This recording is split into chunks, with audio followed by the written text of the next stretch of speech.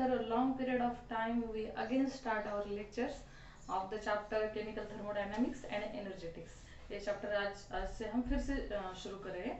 Before starting our lecture, अगर आपको मेरा वीडियो अच्छा लगे तो प्लीज़ आप मेरे चैनल को लाइक, शेयर और सब्सक्राइब कीजिए. मेरा चैनल नेम है शारदा सुरसे. तो आपको पता है, in the previous lecture we study about the thermochemistry. Thermochemistry means thermochemistry involve two type of reaction. First is the exothermic reaction and second is the endothermic reaction. मतलब हम जो भी केमिस्ट्री हो या इन द यूनिवर्स में जो भी हम रिएक्शन स्टडी करते हैं, they are having mean two type according to the enthalpy of the system. Enthalpy जब रहती है उसके हिसाब से उसके हमने टू टाइप्स हमने देखे. Endothermic means which absorb the heat of reaction, and exothermic means with which loss of heat from the chemical reaction. मतलब वो रिएक्शन से हीट लॉस करती है और एंडोथर्मिक रिएक्शन एब्जॉर्ब करती है. तो जो हीट रिएक्शन एब्जॉर्ब करती है और इवॉल्व करती है उसको ही हम एंथैल्पी कहते हैं. In previous of that lecture we see the enthalpy of the system हमने देखा है.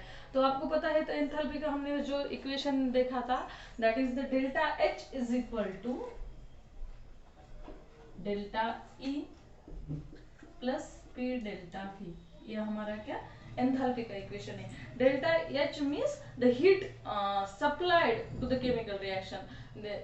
डेल्टा H में भी पॉजिटिव और निगेटिव कौन सी भी हो सकती है. पॉजिटिव रहती है तो रिएक्शन ने heat of the reaction absorb कर ली है. अगर वो निगेटिव आती है डेल्टा H, तो reaction loss the heat of the reaction, okay, energy loss करती है. तो बट जो भी हम रिएक्शन को हीट सप्लाई करते हैं, it uses for two purpose. The first is to increase in internal energy. मतलब हम इंटरनल एनर्जी इंक्रीज करने के लिए वो एनर्जी और हीट यूटिलाइज करती है. और secondly to do work. And which type of work? That is a pressure volume type of work. ये प्रेशर वॉल्यूम टाइप का जो वर्क करते हैं हमारी रिएक्शन, उस रिएक्शन वो वर्क करने के लिए which needs some amount of energy and which energy is supplied to the chemical reaction. जो डेल्टा H हम सप्लाई करते हैं, ये दोनों पर्पस के लिए, इस दोनों पर्पस के लिए यूज होती है.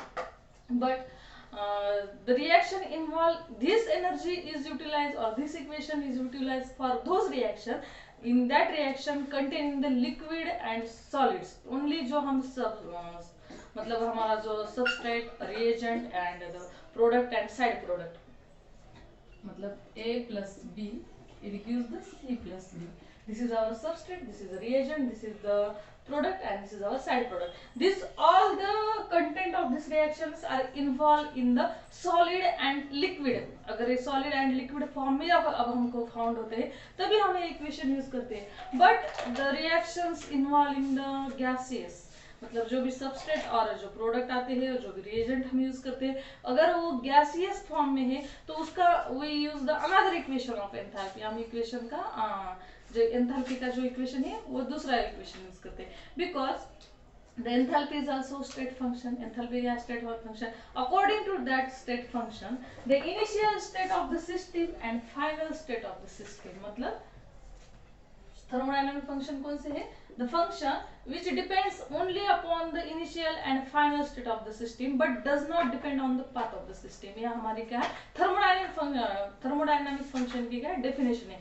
एंड दिस ऑल एंथैल्पी क्या है? हमारा थर्मोडायनामिक फंक्शन है. तो आपको पता है, अगर वो प्रेशर वॉल्यूम टाइप जब वर्क करती है तो there is a changes only in volume change रहता है और delta H also changes. But initial and final state में अगर हम रिएक्शन देखते हैं, there is a changes of delta H means the enthalpy changes, internal energy means internal delta E that is equal to internal energy of the system is also changes, but volume is also changes of this particular reaction में volume भी change होता है.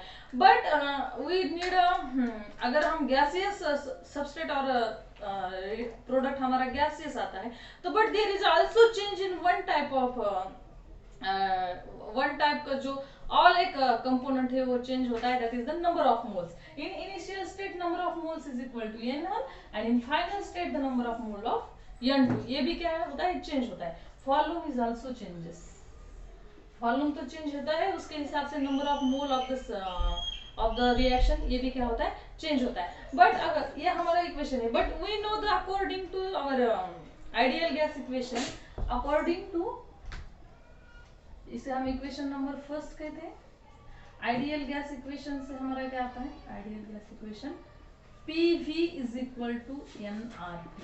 ये क्या है, relation between the pressure volume, gas constant, number of moles and temperature, इसका जो relation है।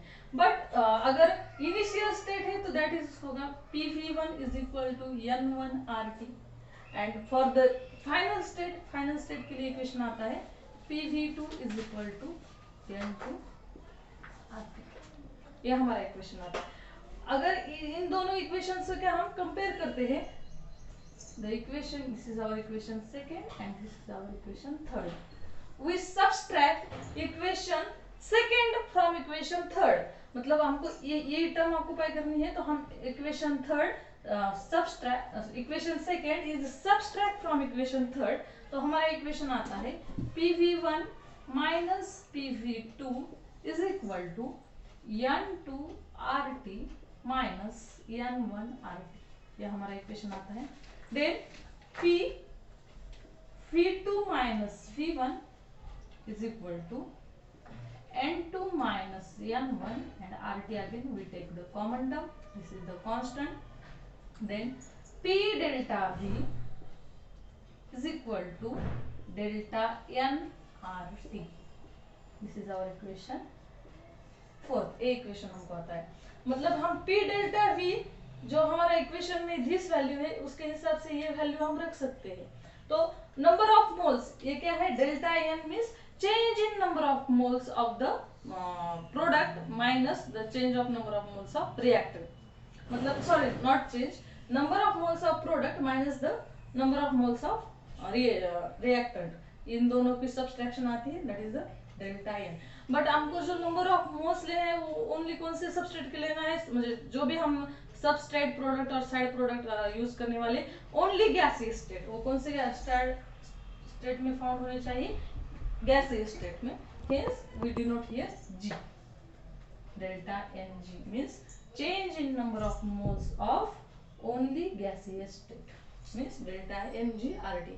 And then we put this value in equation first. Then put equation fourth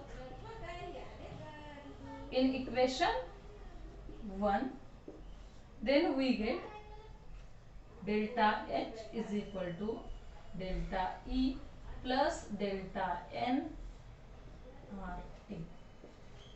ये हमारा क्या आता है, equation of enthalpy when the gases are involve in reaction.